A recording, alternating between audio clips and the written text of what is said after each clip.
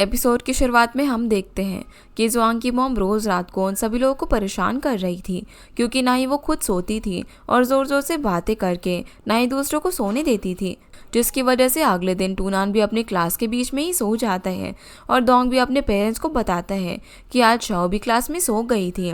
जब टीचर ने उसे पनिश किया तो उसने सभी को रोते हुए बताया कि उनकी ग्रैंडमा की वजह से वो ठीक से सो नहीं पा रही है। ये सुनकर अब सॉन्ग हुआंग लिंग को अपने घर पर बुलाती है और उसे समझाती है कि टूनान ठीक से सो नहीं पा रहा है और उसकी पढ़ाई भी डिस्टर्ब हो रही है, तो हुआंग टूनान को डोंग के साथ कुछ दिनों के लिए सोने भेज दे, जिसके लिए हुआंग भी एग्री कर जाती है।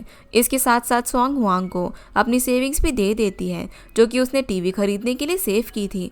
वो चाहती थी कि टूनान साइकिल पर जाए, क्योंकि टीवी तो वो लोग बाद में भी खरीद सकते थे। ये देखकर हुआंग काफ़ी इमोशनल हो जाती है, क्योंकि सच में उसे पैसों की ज़रूरत थी और सॉन्ग अपने बेटे के साथ साथ हुआंग के बच्चों के बारे में सोच रही थी। जिसके बाद हम देखते हैं कि अब टूनान डोंग के साथ रात को सोने चला जाता है और टूनान के आने से डोंग भी रात को सोने से पहले ब्रश करता है और सुबह जल्दी भी उठ जाता है, यानी कि वो एक अच्छा बच्चा बन गया था, जो देखकर सॉन्ग भी खुश हो जाती है और सोचती है कि अगर डोंग टूनान के साथ और ज़्यादा रहा तो वो पूरी तरीके से सुधर जाएगा और इंटेलिजेंट भी बन जाएगा। अगले दिन अब सॉन्ग हुआंग के घर पर जाती है, क्योंकि हुआंग ने कुछ पुराने कपड़ों से सिलाई करके उसके लिए और डोंग के लिए पैंट स्टिच करी थी, जिन्हें देखकर सॉन्ग काफ़ी खुश होती है और वो हुआंग को आइडिया भी देती है कि उसे सिलाई करके पैसे कमाने चाहिए, क्योंकि उसके अंदर इसका टैलेंट है। लेकिन हुआंग उसे बताती है कि वो अपनी सिलाई मशीन बेच रही है, क्योंकि अब भी टूनान की साइकिल लेने में कुछ पैसे कम पड़ रहे थे, इसलिए हुआंग सिलाई मशीन बेचने वाली थी। ये सुनकर सॉन्ग को थोड़ा सा दुख होता है, लेकिन वो उससे बोलती है कि जब टूनान बड़ा हो जाएगा और अर्न करने लग जाएगा तो वो हुआंग के लिए नई मशीन खरीद देगा। जिसके साथ वो ये भी बोलती है कि स्विंग मशीन सेल करने से पहले हुआंग को अपने लिए भी कुछ कपड़े सिल लेनी चाहिए, क्योंकि उसे भी अच्छे कपड़े पहनने की ज़रूरत है। जिसके बाद हम देखते हैं कि टूनान के लिए घर में साइकिल आ जाती है। वो साइकिल से स्कूल जाने लगता है और अब घर में एक प्रॉब्लम और आ गई थी। वो ये थी कि ग्रैंडमा ठीक होने के बाद भी उन लोगों के साथ रहने के लिए बोल रही थी और अपने साथ साथ वो ग्रैंडपा को भी वहाँ पर रहने के लिए बुलाने वाली थी। जो सुनकर हुआंग और जुआंग थोड़े से परेशान होते हैं, क्योंकि इतने दिन तक वो एडजस्ट ही कर रहे थे। लेकिन तभी श्याओ ने बीच में बचाने के लिए बोलती है कि टूनान को डोंग के साथ सोना पड़ता है, जबकि डोंग उसे रात को लेट तक पढ़ने नहीं देता, क्योंकि वो रात को कॉमिक्स पढ़ता है और टूनान को डिस्टर्ब करता है। इसलिए अब जुआंग टूनान की स्टडीज से तो कोई भी रिस्क नहीं ले सकता था, जिसकी वजह से ग्रैंडमा को अपने घर पर ही जाना पड़ता है और वो लोग फ्री हो जाते हैं, जिससे कि हुआंग और श्याओ तो काफ़ी ज़्यादा खुश होते हैं। पर दूसरी तरफ सॉन्ग थोड़ी सी दुखी थी, क्योंकि वो टूनान को मिस करने वाली थी और डोंग भी अपने पहले जैसे ही अकेले होने वाला था। जिसके बाद हम देखते हैं कि सॉन्ग हुआंग के साथ सब्जियां उगा रही थी और वो अपने और अपने हस्बैंड की लव स्टोरी भी उसे बता रही थी कि वो दोनों पहली बार विंटर्स में मिले थे। वो सब बातें करके वो दोनों काफ़ी हंसी मजाक करते हैं। जिसके बाद डोंग टूनान से मिलने के लिए उनके घर पर जाता है, जहाँ डोंग उसे बताता है कि उसके कुछ क्लासमेट्स टूनान के नोट्स कॉपी करना चाहते हैं। इसके बदले वो उन्हें पैसे भी देंगे, जिससे कि डोंग कॉमिक खरीद सकता है। तो टूनान उसे मना कर देता है, क्योंकि अगर उनके घर वालों को पता चला कि वो दोनों ये सब कर रहे हैं तो उन्हें बहुत डांट पड़ेगी। लेकिन फिर भी डोंग उसे मनाने लग जाता है कि वो किसी को भी पता नहीं चलने देगा। इधर जुआंग को स्कूल प्रिंसिपल अपने ऑफिस में मिलने के लिए बुलाते हैं, क्योंकि सिर्फ जुआंग ही था जिसे एंट्रेंस एग्जाम पेपर्स के बारे में एक्सपीरियंस था। इसीलिए वो चाहते थे कि जुआंग उनके स्कूल के लिए विंटर वेकेशन में कुछ एक्सरसाइज पेपर बनाए, जिस काम के लिए उसे अच्छे पैसे में मिलने वाले थे। इसीलिए जुआंग उन्हें हाँ बोल देता है और वो काफ़ी ज़्यादा खुश भी था, जिससे कि वो घर जाते ही गुड न्यूज़ हुआंग को भी बता देता है। हुआंग भी खुश हो जाती है। पर दूसरी तरफ सॉन्ग के घर में कुछ ठीक नहीं था, क्योंकि सॉन्ग फैक्ट्री में होने वाली बेस्ट वर्कर की वोटिंग में 2-3 वोट से हार गई थी और वो काफ़ी दुखी थी, क्योंकि बेस्ट वर्कर प्राइज एक ब्रांड न्यू टीवी था जिसकी सॉन्ग को भी ज़रूरत थी, पर वो हार गई थी। इसीलिए सॉन्ग का हस्बैंड उसे मनाने के लिए उसके पास जाता है और उसे एक गुड न्यूज़ देता है कि वो लोग एक नया टीवी खरीदने वाले हैं, क्योंकि उसके हस्बैंड ने अपने किसी फ्रेंड से एक टीवी कूपन को फूड कूपन से एक्सचेंज कर लिया था। जो सुनते ही सॉन्ग काफ़ी खुश होती है और उसका हस्बैंड उसे बताता है कि सॉन्ग इतने सालों से पैसे बचा रही थी, तो वो भी सॉन्ग के लिए इतना तो कर ही सकता है। ये न्यूज़ अब सॉन्ग हुआंग को भी बताती हैं और हुआंग भी सॉन्ग के लिए कुछ पैसों की हेल्प करने को तैयार हो जाती हैं, क्योंकि उनके पास भी अभी कुछ सेविंग थी। आगे हम देखते हैं कि सॉन्ग के घर पर एक ब्रांड न्यू टीवी आ जाता है, जिसे देखकर दोंग काफ़ी खुश होता है और एले के सारे नेबर साथ बैठकर चाइनीज़ न्यू ईयर पर टीवी देखते हैं। वो काफ़ी सारी बातें भी करते हैं, जहाँ पर हुआंग सॉन्ग से ये भी कहती है कि वो उसकी टीवी के लिए एक अच्छा सा वुलन कवर भी बना देगी ताकि टीवी ख़राब ना हो। अगले दिन अब जुआंग के 2 स्टूडेंट्स न्यू ईयर गिफ्ट देने के लिए उसके घर पर आते हैं, लेकिन उनके घर में हर जगह पेपर्स बिखरे हुए थे क्योंकि जुआंग एक्सरसाइज पेपर बना रहा था। इसलिए वो सभी लोगों के साथ सॉन्ग के घर जाकर बैठ जाते हैं और स्टूडेंट्स के लाए हुए गिफ्ट को साथ बैठकर एंजॉय करते हैं। लेकिन असल में वो दोनों जुआंग से ये बात करने के लिए आए थे कि उन्हें एंट्रेंस एग्जाम के बाद क्या करना चाहिए, क्योंकि वो दोनों ही उसमें फेल हो गए थे, जिसकी वजह से अब उन्हें फैक्ट्री में ही स्टॉल पर काम करना पड़ेगा। ये सुनकर जुआंग को उनकी टेंशन होने लगती है। उसे लगता है कि वो दोनों अब कुछ भी नहीं कर पाएंगे, जबकि वो इतने ज़्यादा पढ़े लिखे थे। लेकिन तभी सॉन्ग का हस्बैंड उन्हें बताता है कि वो जिस जगह पर काम करता है वहाँ पर उन्हें कुछ एम्प्लॉयज़ की ज़रूरत है जिन्हें अच्छी खासी नॉलेज हो, और अगर वो दोनों स्टूडेंट्स वहाँ पर अप्लाई करना चाहते हैं तो वो कर सकते हैं, जिस पर वो दोनों हाँ कर देते हैं क्योंकि उन्हें अनएम्प्लॉयड रहने से अच्छा कहीं भी जॉब करना सही लग रहा था। इसलिए वो खुश भी हो जाते हैं। अब वो दोनों स्टूडेंट्स सॉन्ग के हस्बैंड की बताई हुई जगह पर काम तो कर रहे थे, पर उसके साथ साथ वो एलए से बाहर अपना स्टॉल भी लगा रहे थे, जो कि एलए की फैक्ट्री के रूल्स के अगेंस्ट था।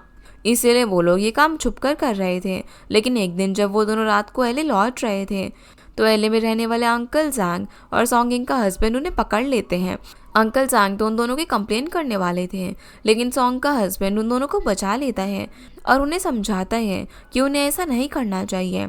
अगले दिन जब ये दोनों अपनी जॉब पर भी जाते हैं तो वो सॉन्ग के हस्बैंड से प्रॉमिस करते हैं कि वो अब से अपनी मेन जॉब पर ही ध्यान देंगे ताकि वो परमानेंट एम्प्लॉय बन पाए। दूसरी तरफ हम टूनान, दोंग और श्याओ को देखते हैं। ये तीनों अपनी साइकिल से एक अबैंडन घर के अंदर ग्रिल फिश खाने के लिए जाते हैं और श्याओ और दोंग जल्दी अपने घर भी चले जाते हैं। पर टूनान वहीं कुछ देर के लिए अकेला रुकता है और जब वो बाहर निकलता है तो देखता है कि वहीं पास में एक टावर में आग चल रही थी, जिसे देखकर वो थोड़ा सा डर जाता है और जल्दी से अपने घर के लिए वापस निकल जाता है। अगले दिन अब जब शाओ और दोंग स्कूल जाते हैं तो दोंग के पास अपनी रेड टाई नहीं होती और वो शाओ से टाई बोरो करने के लिए कहता है, पर वो उसे मना कर देती है क्योंकि उसके पास भी एक ही टाई थी। सीन अब यहाँ से सॉन्ग और हुआंग पर आता है, जो कि आपस में बात कर रहे होते हैं और कल शाओ का बर्थडे भी था, इसीलिए वो प्लान बनाते हैं कि दोनों शाओ को लेकर रेस्टोरेंट जाएंगे और अपने साथ दोंग और टूनान को लेकर नहीं जाएंगे क्योंकि कभी कभी वो तीनों अकेले भी एंजॉय कर सकती थी, जिस पर हुआंग भी हाँ कर देती है। लेकिन अब उनका सबसे बड़ा टास्क था दोंग से बचकर रेस्टोरेंट जाने के लिए घर से निकलना, जिसके लिए सॉन्ग तो रेडी होकर सब्जी खरीदने के बहाने घर से निकलने वाली थी। लेकिन तभी दोंग उसे रोक देता है और बोलता है कि वो भी साथ में आएगा क्योंकि वो घर पर बोर हो रहा है। इस पर किसी तरीके से सॉन्ग उसे वापस घर के अंदर भेज देती है और दोंग टॉयलेट भी चला जाता है। इसका फ़ायदा उठाकर सॉन्ग के पीछे हुआंग भी निकल जाती है। लेकिन जब शाओ घर से निकल रही थी तो दोंग बाहर आ जाता है। वो शाओ से नोट्स के बारे में पूछ रहा था, लेकिन शाओ उसकी बात नहीं सुनती और शेनशन से मिलने का बहाना करके वहाँ से चली जाती है, जिससे कि दोंग को थोड़ा सा शक होता है और वो शाओ का पीछा भी करता है। फिर वो इन तीनों को साथ में जाते हुए देख लेता है। इसकी वजह से वो अपने साथ टूनान को भी लेकर आ जाता है। अब जब ये लोग साथ में बैठकर रेस्टोरेंट में नूडल्स खा रहे होते हैं तो पीछे से दोंग और टूनान आ जाते हैं। दोंग अपनी मॉम पर काफ़ी चिल्लाता है कि वो लॉयल नहीं है और अकेले अकेले नूडल्स खा रही हैं। इसकी वजह से अब उन लोगों को इन दोनों के साथ भी नूडल्स शेयर करने पड़ते हैं। लेकिन दोंग अब भी अपनी मॉम से गुस्सा था, इसलिए वो घर आकर डैड को भी ये बताता है और कहता है कि उनकी वाइफ अपने हस्बैंड और बेटे को अकेला छोड़कर खुद नूडल्स खाने के लिए गई थी, जो सुनकर सारे नेबर्स अपने घर पर हंस रहे थे। जहाँ दोंग अपनी मॉम को ये भी बताता है कि उसे शाओ पर इसीलिए शक हुआ क्योंकि जब भी दोंग टॉयलेट जाता है या फिर फेस वॉश करता है तो शाओ से बहुत अच्छे से चेक करती है कि उसने अच्छे से हैंड वॉश किए हैं या फिर नहीं। लेकिन उस दिन शाओ ने उसे इग्नोर कर दिया, जिसकी वजह से उसे शक हुआ। ये सब कुछ बताते बताते दोंग ये भी बता देता है कि शाओ उसके पेरेंट्स से ज़्यादा इंटेलिजेंट है क्योंकि दोंग रात को ब्रश भी नहीं करता और वो बस अपना टूथब्रश गीला करके रख देता है, जिसके बारे में उसके मॉम डैड को नहीं पता चलता, जबकि शाओ को सब कुछ पता चल जाता है, जो सुनकर अब सॉन्ग उस पर गुस्सा करने लग जाती हैं और डैड उसे अच्छे से ब्रश करवाते हैं। जिसके बाद शाओ दोंग को मनाने के लिए उससे बोलती है कि वो उसकी रेड टाई बोरो कर सकता है, पर दोंग उसे मना कर देता है। अगले दिन अब टूनान और शाओ अपने डैड के साथ ग्रैंडमा के घर जाते हैं। जब वो लोग वापस से अपने घर पर आते हैं तो ग्रैंडमा जुआंग के छोटे भाई के लड़के को जुआंग के घर भेज देती है, जिसका नाम था पेंग फाई। जब पेंग फाई बिना किसी इन्फॉर्मेशन के जुआंग के घर पर जाता है तो हुआंग जुआंग से नाराज हो जाती है और उन दोनों में काफ़ी आर्ग्यूमेंट होती है, जो सब सुनकर पेंग फाई थोड़ा सा दुखी होता है। लेकिन तभी उनके घर डोंग आ जाता है। वो पेंग फाई का दोस्त बन जाता है, जहाँ इन लोग साथ में डोंग के घर टीवी भी देखते हैं और पेंग फाई काफ़ी खुश होता है क्योंकि उसने पहली बार टीवी देखा था। रात में आप सोते टाइम पेंग फाई और टूनान डिस्कस कर रहे होते हैं कि उन्हें बड़े होकर क्या बनना है, जो सोचते सोचते वो दोनों सो जाते हैं। अगले दिन फिर सॉन्ग हुआंग को बताती है कि वो लोग उनके घर में टॉयलेट और शावर के लिए अलग रूम बनवा रहे हैं, तो अगर हुआंग चाहे तो वो भी एक्स्ट्रा ब्रिक से अपने घर के लिए टॉयलेट बनवा सकती है, जिसके लिए वो भी हाँ कर देती है। जिसके बाद हुआंग और जुआंग दोनों ही वापस से अपने इन लॉज के घर जाते हैं। वहाँ पर हुआंग जुआंग के कहने पर उसकी मॉम से बात करती है, क्योंकि अगर समर वेकेशन पर 1 महीने के लिए पेंग फाई उनके घर पर रुकने वाला था तो उन्हें ज़्यादा राशन की ज़रूरत थी, और वो ये बात बहुत ज़्यादा क्लियरली अपनी मदर इन लॉ को बोलती है, जिसकी वजह से अब उन्हें पेंग फाई के वहाँ पर रहने के कुछ पैसे उन्हें देने पड़ते हैं, जिससे अब हुआंग और जुआंग दोनों खुश हो जाते हैं। अगले सीन में हम देखते हैं कि जुआंग सारे बच्चों को अपने घर पढ़ने के लिए बैठा देता है और डोंग पढ़ाई करने में काफ़ी आलस कर रहा था, लेकिन जुआंग उन्हें बताता है कि अगर वो ठीक से क्लास अटेंड करेगा तो वो लोग मार्केट जाकर अपने लिए कुछ खरीद कर खा भी सकते हैं। इसीलिए पढ़ाई के बाद सभी लोग मार्केट जाते हैं। पेंग फाई तो यहाँ पर सिर्फ कैंडीज को देख रहा था। वो टूनान चाओ और डोंग को बताता है कि उसकी मॉम ने उसे समझाया कि उसे पैसे खर्च नहीं करने चाहिए क्योंकि वो बहुत गरीब है, लेकिन फिर भी वो तीनों पेंग फाई को बहुत सारी कैंडीज खरीद कर देते हैं। फिर ये लोग साथ में बैठ के कैंडीज़ खाते हैं, जिसके साथ साथ वहाँ पर हुआंग भी आ जाती है। वो उन सभी को आइसक्रीम भी खिलाती है, जिससे कि पेंग फाई और बाकी बच्चे काफ़ी खुश होते हैं। यानी कि हुआंग पेंग फाई की वजह से जुआंग से लड़ाई नहीं कर रही थी, बल्कि उसे तो बच्चों से कोई प्रॉब्लम नहीं थी। उसे बस ये प्रॉब्लम थी कि उनके घर पर लिमिटेड राशन था, जिसकी प्रॉब्लम भी अब सॉल्व हो चुकी थी। जिसके बाद हम देखते हैं कि बच्चों के साथ साथ सभी बड़े भी समझ के काफ़ी मज़े ले रहे थे, और हुआंग और सॉन्ग के घर में अब टॉयलेट भी बन गया था। और हम ये भी देख पाते हैं कि पेंग फाई एलए के सारे बच्चों के साथ अपने बेस्ट समर वेकेशन एंजॉय कर रहा था, क्योंकि वो पूरे दिन खेलता था, आइसक्रीम खाता था और रात को सभी लोग एक दूसरे को स्टोरी सुनाते थे। यानी कि वो अपना अच्छा टाइम स्पेंड कर रहा था। अब समर वेकेशन ख़त्म होने का टाइम भी आ जाता है। अगले दिन पेंग फाई अपने घर जाने वाला था, जहाँ हुआंग उसका सामान पैक करने में हेल्प करती है और वो उसे कुछ पैसे भी देती है ताकि वो अपने मॉम डैड और फ्रेंड्स के लिए कुछ चीज़ें खरीद पाए। लेकिन तभी पेंग फाई को याद आता है, वो भी अपने बैग से कुछ पैसे निकालता है जो कि उसकी मॉम ने दिए थे, और कहा था कि वो जहाँ पर भी रहने जाए उन्हें वो पैसे दे, क्योंकि पेंग फाई की मॉम भी जानती थी कि हुआंग की घर की कंडीशन भी अच्छी नहीं है और ग्रैंडमा ज़बरदस्ती पेंग फाई को वहाँ पर भेजेंगी। इसीलिए उसने पहले ही उसे पैसे दे दिए थे ताकि वो हुआंग को पैसे दे पाए। ये देखकर हुआंग काफ़ी इमोशनल हो जाती है और वो उससे पैसे नहीं लेती। अगले दिन अब पेंग फाई जाने के लिए तैयार था। वो जाने से पहले अपने सारे फ्रेंड्स को आइसक्रीम खिलाता है और फिर जुआंग उसे लेकर स्टेशन चला जाता है, जहाँ उसे जाता हुआ देखकर सभी काफ़ी इमोशनल हो गए थे और वो लोग अपना ये समर वेकेशन हमेशा याद रखने वाले थे। जिसके बाद स्कूल्स भी शुरू हो जाते हैं, और एक दिन जब टीचर पढ़ा रही थी तो डोंग खड़े होकर उनकी रीडिंग में मिस्टेक निकाल देता है। तब टीचर उसकी इंसल्ट करती है कि वो कितने कम नंबर से पास होकर 2nd ग्रेड में आया है और उसे इस तरीके से टीचर का टाइम वेस्ट नहीं करना चाहिए। लेकिन तभी डोंग वापस से टीचर से बोलता है कि वो एग्ज़ाम में अच्छे मार्क्स भी लेकर आ सकता है और 2nd ग्रेड के बजाय 3rd ग्रेड की प्रॉब्लम भी सॉल्व कर सकता है। इसीलिए अब टीचर उसका टेस्ट लेती है और वो ये भी चेक करती है कि कहीं डोंग ने चीटिंग तो नहीं की है। लेकिन सच में डोंग जुआंग से क्लासेस लेकर इंटेलिजेंट हो गया था।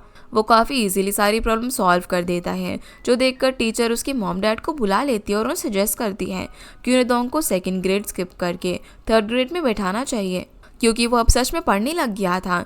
ये न्यूज़ सॉन्ग और उसका हस्बैंड जुआंग को भी बताते हैं, क्योंकि जुआंग की वजह से वो पढ़ने लग गया था, तो उनके लिए जुआंग को ओपिनियन वैल्यू करता था। इस चीज़ के लिए वो भी हाँ कर देते हैं। लेकिन क्योंकि डोंग को अकेले अपनी एज से बड़े स्टूडेंट के साथ 3rd ग्रेड में पढ़ना होगा, इसलिए वो शाओ को भी डोंग के साथ एक एग्ज़ाम देने के लिए कहते हैं। वो दोनों इस एग्ज़ाम में पास हो जाते हैं, जिसके बाद उन दोनों का क्लास से फेयरवेल हो जाता है और डोंग तो रोने भी लग जाता है। अब से ये लोग 3rd ग्रेड की क्लास अटेंड करते हैं और कुछ सब्जेक्ट्स उनके लिए थोड़े से हार्ड भी थे, इसलिए टीचर उन्हें प्रैक्टिस करने के लिए होमवर्क देती है। उनका टॉपिक था अपने डैड पर एक ऐसे लिखना, जिससे शाओ तो रात को सोने से पहले ही कंप्लीट कर देती है। लेकिन डोंग को ये चीज़ तभी याद आती है जब वो सोने जा रहा था। इसलिए वो पूरा ऐसे टूनान के दिए हुए नोट्स में से कॉपी कर लेता है। अगले दिन जब टीचर उसे चेक करती है तो वो डोंग के मॉम डैड को वापस से स्कूल में बुलाती है, क्योंकि डोंग का और श्याओ का ऐसे सेम था। यानी कि श्याओ ने जो भी अपने डैड के लिए लिखा था वही चीज़ डोंग ने भी अपने ऐसे में लिख दी थी। ये देखकर टीचर भी उस पर हंसती है। इसीलिए डोंग को घर आकर बहुत मार पड़ती है, क्योंकि वो अपने डैड पर ऐसे भी नहीं लिख पाया था। डोंग के डैड फिर टूनान के सारे नोट्स उसे वापस कर देते हैं और टूनान को भी समझाते हैं कि वो अब से डोंग को अपनी नोट्स बिल्कुल कॉपी करने ना दे। फिर दोनों डैड साथ में मिलकर ड्रिंक कर रहे थे। तभी डोंग अपने डैड के लिए नूडल्स लेकर आता है। डैड उससे पूछते हैं कि उसे अब दर्द तो नहीं हो रहा, क्योंकि उसे थोड़ी देर पहले ही मार पड़ी थी। ये सुनकर डोंग रोने लग जाता है और जब वो रोते रोते अंदर जाता है तो सोंग और हुआंग भी उस पर हंसते हैं, जिससे कि वो और भी ज़्यादा रोने लग जाता है। दूसरी तरफ जुआंग डोंग के डैड को समझाता है कि उसे डोंग के साथ बैठकर उसे पढ़ाई करवानी चाहिए, क्योंकि वो अगर अपने बच्चे में इंटरेस्ट दिखाएंगे तभी डोंग भी अच्छे से पढ़ाई कर पाएगा, क्योंकि वो भी अच्छी यूनिवर्सिटी से ग्रेजुएटेड थे। अगले दिन से अब हम देखते हैं कि डोंग को क्लास में एक नया होमवर्क मिलता है। इस बार उसे किसी ऐसे इंसान पर ऐसे लिखना था जिसे वो अपनी लाइफ का आइडियल मानता है, और अब ये ऐसे लिखने में सबसे पहले शाओ डोंग की हेल्प करती है। पर जब उसे शाओ से कुछ भी समझ नहीं आया तो टूनान भी उसे समझाता है, लेकिन अब भी डोंग ऐसे लिख नहीं पा रहा था, तो इस वजह से सब थोड़े परेशान हो जाते हैं। दूसरी तरफ एलए के सिक्योरिटी गार्ड उन दो स्टूडेंट को एक बार फिर से बाहर के सामान के साथ पकड़ लेते हैं, और इस बार वो उन्हें पुलिस स्टेशन लेकर जाते हैं, जहां उन दोनों को पूरी रात रखा जाता है। और अगले दिन सोंग का हस्बैंड उन्हें फ्री करवाता है। वो अपनी वॉच ऑफिसर को देता है, जिसके बदले वो उन दोनों स्टूडेंट्स को फ्री कर देते हैं। दोनों हस्बैंड अब यहाँ पर उसे प्रॉमिस करते हैं कि वो अब कभी भी ऐसा नहीं करेंगे, और वो भले ही कम पैसे कमाएंगे पर सेविंग्स करके एक दिन उसकी वॉच का कंपनसेशन उसे वापस से दे देंगे। जिसके बाद सोंगिंग का हस्बैंड घर पर आ जाता है तो वो देखता है कि डोंग ऐसे लिखते लिखते टेबल पर ही सो गया था, इसलिए वो उसे जगाने के लिए जाता है। डोंग अपने डैड को देखते एकदम से डर जाता है और वापस से ऐसे लिखने लगता है, लेकिन डैड उसे समझाते हैं कि उसे अपने आप पर प्रेशर लेने की कोई भी ज़रूरत नहीं है, कि उसके अंदर सारी एबिलिटीज़ पहले से ही हो और उसे बस मेहनत करने की ज़रूरत है, जो बात डोंग भी समझ जाता है। अगले दिन अब डोंग की क्लास में अनाउंस किया जाता है कि उन सब के पास रेड टाई होनी चाहिए, क्योंकि तभी उन्हें स्कूल टीम में शामिल किया जाएगा। पर डोंग के पास वो टाई नहीं थी, इसलिए शाओ से हेल्प करने के लिए टीचर को डोंग का नाम बता देती है। फिर डोंग और बाकी जिन भी बच्चे के पास रेड टाई नहीं होती है उन्हें स्कूल असेंबली में वो दी जाती है और उन्हें स्टेज पर बुलाकर टीम के अंदर शामिल भी किया जाता है, जो देखकर डोंग काफ़ी खुश हो जाता है। लेकिन तभी वहाँ पर काफ़ी तेज़ बारिश होने लग जाती है। इसकी वजह से प्रोग्राम शुरू होने से पहले ही ख़त्म हो जाता है और सारे स्टूडेंट्स वापस से अपने क्लास में चले जाते हैं। ये देखकर डोंग फिर से रोने लग जाता है, पर वो रेड टाई मिलने से बहुत ज़्यादा खुश भी था। जिसके बाद हम देखते हैं कि एले में अब कुछ स्टोर्स का कंस्ट्रक्शन चल रहा था, जिन्हें देखकर एले की सारी लेडीज़ चीफ लू से पूछती हैं कि वो उनके लिए नए डॉम्स कब बनवाएंगे, जिसका जवाब वो नहीं देता। दूसरी तरफ हुआंग को देखते हैं, अब वो स्नेक पैलन के साथ साथ बाकी के वेजिटेबल भी सो कर रही थी, क्योंकि अब उनकी कंडीशन पहले से अच्छी थी और वो बाकी वेजिटेबल्स भी अफोर्ड कर सकते थे। दूसरी तरफ शेनशन की फैमिली भी अब एले में सीक्रेटली एग सेल कर रही थी, जहाँ वो कुछ एग्स हुआंग और सोंग के घर पर भी भेजते हैं।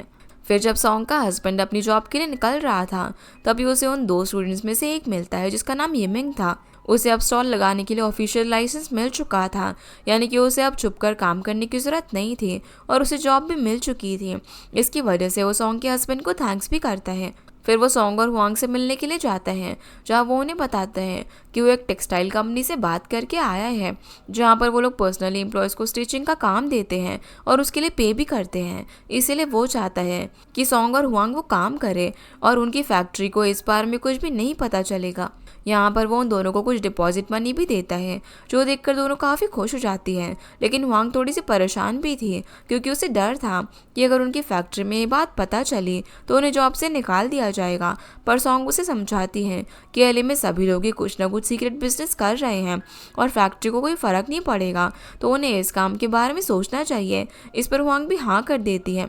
दोनों अब अगले दिन से काम चालू कर देती हैं। जिस रात येमिंग उनसे एक बार फिर मिलने के लिए आता है, इस बार वो सॉन्ग के हस्बैंड को एक वॉच गिफ्ट करने के लिए आया था, क्योंकि जब उसे और उसके क्लासमेट को अरेस्ट किया गया था तब सॉन्ग ने उसकी मदद की थी, इसलिए वो उन्हें उनकी वॉच वापस लौटाकर थैंक्स बोलना चाहता था।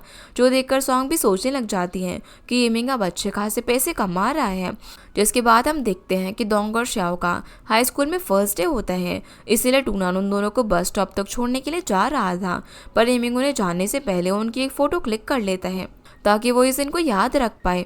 वहीं ज़्वांग और बाकी टीचर्स को प्रिंसिपल ऑफिस बुलाया जाता है, क्योंकि उनके स्कूल के कुछ बच्चे सीक्रेटली रोमांटिक मैगजीन्स को स्कूल में लेकर आते थे और पढ़ते थे, जो कि स्कूल के रूल्स के अगेंस्ट था। यही सब चीज़ें प्रिंसिपल चेंज करना चाहता था, इसलिए वो अब से बॉयज़ और गर्ल्स की सारी क्लासेस भी सेपरेट करने वाला था। ये भी रूल बनाने वाला था कि वो लोग गर्ल्स और बॉयज़ को ज़्यादा इंटरेक्ट करने नहीं देंगे, क्योंकि अगर वो सब एक दूसरे से ज़्यादा क्लोज आए तो वो लोग अपने मेन गोल से डिस्ट्रैक्ट हो जाएंगे। जिस पर सब टीचर्स एग्री करते हैं, पर ज़्वांग को ये बात समझ नहीं आती, क्योंकि उसके हिसाब से सभी स्टूडेंट्स बड़े हो रहे हैं और वो सभी प्यूबर्टी की एज में थे, तो उन्हें इस तरीके से ट्रीट करने से अच्छा था कि उन्हें हर चीज़ एक्सप्लेन की जाए। लेकिन ये सुनकर प्रिंसिपल खुद ही ज़्वांग पर गुस्सा होने लग जाता है और उसे कोई अच्छा तरीका ढूंढने के लिए बोलता है, ताकि वो स्टूडेंट को बिना गलत ट्रीट किए सब कुछ एक्सप्लेन कर पाए। तरफ हम सॉन्ग और हुआंग को देखते हैं, जहाँ टूनान अपने स्कूल की लाइब्रेरी से बहुत सारी मैगजीन्स और बुक रेंट करके लेकर आया था। इसमें से वो कुछ पोएम्स के बारे में अपनी मॉम और सॉन्ग को भी बताता है। वो दोनों समझ जाती हैं कि टूनान का इंटरेस्ट भी पोइट्री की तरफ ज़्यादा बढ़ता जा रहा है। तभी शेनशन भी टूनान से कुछ बुक्स बोरो करने के लिए आ जाती हैं। असल में शेनशन और टूनान का इंटरेक्शन भी बढ़ता जा रहा था, क्योंकि वो दोनों रोज़ ही एक दूसरे से बातें करते थे और बुक्स एक्सचेंज करते थे। जो चीज़ ज़्वांग भी नोटिस कर लेती है, वो इस बारे में ज़्वांग से कहती है कि उन्हें शेनशन और टूनान से इस बारे में बात करनी चाहिए, पर ज़्वांग उसे समझाता है कि उन्हें टूनान और शेनशन पर गुस्सा नहीं करना चाहिए, क्योंकि शायद शेनशन सच में टूनान से सिर्फ पढ़ाई के लिए हेल्प लेने के लिए आती होगी, क्योंकि उसने भी तो हाई स्कूल और इवन इंग्लिश कॉलेज तक एम किया हुआ था। इसलिए ज़्वांग उसे शांत रहने के लिए कहता है। जिसके बाद हम दोंग को देखते हैं, वो अपने घर पर बैठे बैठे काफ़ी ज़्यादा बोर हो रहा था, क्योंकि टूनान अपनी पढ़ाई में बिजी था और वो उसके साथ खेल नहीं सकता था। इसी वजह से सॉन्ग उसे शाओ के साथ खेलने के लिए भेज देती है। वहीं शेनशन अपने रूम में बैठकर डॉल्स बना रही थी और उसकी सिस्टर देखती है कि शेनशन ने टूनान की भी एक डॉल बनाई हुई थी, यानी कि शेनशन सच में टूनान को पसंद करती थी। फिर ज़्वांग और हुआंग उसके घर आते हैं। असल में वो शेनशन की पढ़ाई के बारे में बात करने आए थे, पर क्योंकि एमी शेनशन की स्टेप मॉम थी, तो वो सिर्फ अपनी बायोलॉजिकल बच्चों के बारे में ही ज़्वांग और उससे बात करती है और उन्हें बताती है कि उसने अपने दोनों बच्चों के लिए पहले से ही स्कूल सिलेक्ट कर लिया है। वो उन्हें वहीं पर ग्रेजुएट होने के लिए भेजेगी, इसके लिए उसने सेविंग्स भी कर रखी है। पर जब हुआंग पूछती है कि वो शेनशन के लिए क्या सोच रही है, क्योंकि वो भी कॉलेज जाना चाहती है, तो एमी बोलती है कि उनके पास इतनी सेविंग नहीं है, इसलिए वो शेनशन को सिर्फ हाई स्कूल तक ही पढ़ाएंगे और फिर किसी अच्छी जगह पर उसकी शादी करा देंगे। जो सब कुछ शेनशन भी अपने रूम से सुन रही थी, वो काफ़ी हर्ट हो जाती है, क्योंकि एमी हमेशा से उसके साथ गलत बिहेव करती थी और अब उसे पढ़ने से भी रोक रही थी, क्योंकि वो उसकी स्टेप मॉम थी। घर आकर ज़्वांग और हुआंग भी ये सारी बातें सॉन्ग और उसके हस्बैंड से शेयर करते हैं और वो उनके ओपिनियन लेते हैं कि आखिर उन्हें शेनशन के लिए क्या करना चाहिए। पर सॉन्ग का हस्बैंड उन्हें समझाता है कि ये डिसीजन शेनशन के डैड का ही है और वो उन्हें कुछ भी नहीं बोल सकते, क्योंकि वो उनके घर का पर्सनल मैटर है। अगले दिन अब ज़्वांग अपनी स्कूल ड्यूटी पर जाता है, जहां वो देखता है कि कुछ स्टूडेंट स्कूल के पीछे एक दूसरे से लड़ाई कर रहे थे। वो उन्हें रोकने के लिए चला जाता है और जब उसे पता चलता है कि दो स्टूडेंट तो उसी की क्लास के हैं, तो वो उन्हें समझाने लग जाता है कि वो लड़ाई क्यों कर रहे थे। असल में वो सब अपनी क्लास की गर्ल्स के लिए लड़ाई कर रहे थे, जो देखकर ज़्वांग समझ जाता है कि अब टाइम आ चुका है सारे स्टूडेंट्स को समझाने का। इसीलिए वो उन सभी को स्कूल हॉल में इकट्ठा करता है और उन्हें अपने एंट्रेंस एग्जाम के बारे में बताता है कि वो 1 मार्क्स के लिए कितना ज़्यादा हार्ड वर्क करता था, इसीलिए आज उसके पास इतनी नॉलेज है और वो अपने स्टूडेंट्स के लिए भी यही चाहता है कि वो लोग अपना मेन फोकस एंट्रेंस एग्जाम पर रखें। फिर भले ही वो अभी किसी भी सब्जेक्ट में फेल हो रहे हों, पर अगर वो हार्ड वर्क करेंगे तो वो अपनी फ्यूचर डिसाइड कर सकते हैं और उन्हें डिस्ट्रैक्ट नहीं होना चाहिए। जो सुनकर सभी स्टूडेंट्स उसकी बात से एग्री करते हैं और ज़्वांग उन सभी को मोटिवेटेड देखकर काफ़ी खुश होता है। जिसके बाद वो अपने घर पर चला जाता है और देखते ही देखते टाइम बीत जाता है। टूनान, शाओ और दोंग भी बड़े हो जाते हैं और इसी के साथ हमारा ये एपिसोड यहीं पर ख़त्म हो जाता है। तो गाइज़, ये थी आज की वीडियो। एंड आई होप आप लोगों को ये वीडियो पसंद आई होगी। तो इस वीडियो को लाइक कर चैनल को सब्सक्राइब ज़रूर कीजिएगा। आपसे फिर मिलते हैं इस ड्रामा के अगले एपिसोड में। तब तक के लिए गुड बाय।